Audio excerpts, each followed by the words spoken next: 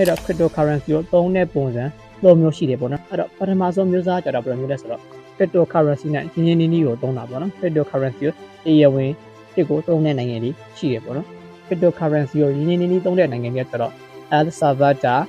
UAE ပါတယ်စင်ကာပူပါတယ်ပြီးတော့ Switzerland ပါတယ်ပေါ့နော်ပြီးတော့ cryptocurrency ကိုထိန်းညှိပြီးတော့သုံးတဲ့နိုင်ငံတွေကျတော့USA American နိုင်ငံပါတယ် EU ပါတယ်ဂျပန်ပါတယ် South Korea ပါတယ်ပေါ့နော်နောက်ဆုံးဒါ cryptocurrency ကိုလုံးဝမသုံးဘူးပြိပင်ထားတဲ့ဆိုတဲ့နိုင်ငံတွေကကျတော့ဒီတရုတ်ပါတယ်ပေါ့နော်တရုတ်ကတော့ဒီ cryptocurrency နဲ့ပတ်သက်ပြီးလုံးဝဆိုပြီးတော့ပို့လိုက်တယ်ပေါ့နော်အဲ့တော့နီပေါပါတယ်ဘင်္ဂလားဒေ့ရှ်ပါတယ်ပေါ့နော်အဲ့ဒီတော့ cryptocurrency ကြိုက်တဲ့နိုင်ငံတွေပြမှာကျွန်တော်နိုင်ငံ9နိုင်ငံကိုရွေးထားတယ်ပေါ့နော်အဲ့တော့ပထမဆုံးနိုင်ငံကဘာလဲဆိုတော့El Salvador လို့ခေါ်တဲ့နိုင်ငံဖြစ်တယ်ပေါ့နော်နောက်တဲ့နိုင်ငံကကျတော့ Central African Republic ဆိုပြီးတော့ဖြစ်တယ်ပေါ့နော်အတူကကျတော့ CAR ဆိုပြီးတော့ဖြစ်တယ်နောက်ထပ်နိုင်ငံကကျတော့ UAE ဖြစ်တယ်ပေါ့နော်